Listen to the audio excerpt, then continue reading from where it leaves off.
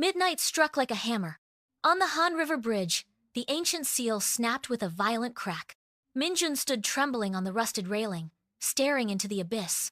Below him, the water turned a terrifying, pitch black.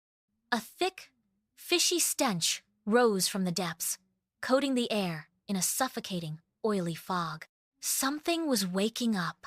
Deep beneath the surface, two giant, glowing yellow eyes flickered open.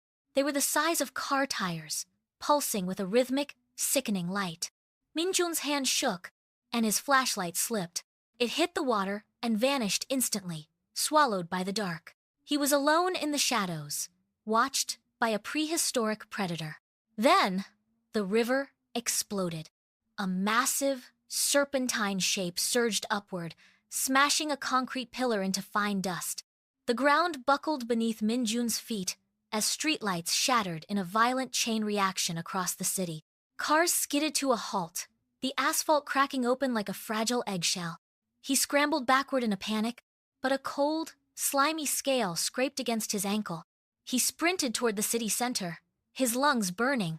Behind him, the shadows lengthened and twisted, taking the form of a gargantuan tail that leveled everything in its path. Everywhere the creature passed, electronics died, and glass shattered into powder. A siren wailed in the distance, only to be cut short by a deafening, guttural hiss that vibrated through the very bones of the skyscrapers. Minjun reached the subway entrance and slammed the heavy metal gate shut. He pressed his back against the cold steel, gasping for air. Outside, the rhythmic thumping of the creature echoed against the buildings, drawing closer with every passing second. He reached into his pocket and gripped his ancient jade pendant. It was no longer cold. It was growing searingly hot against his palm.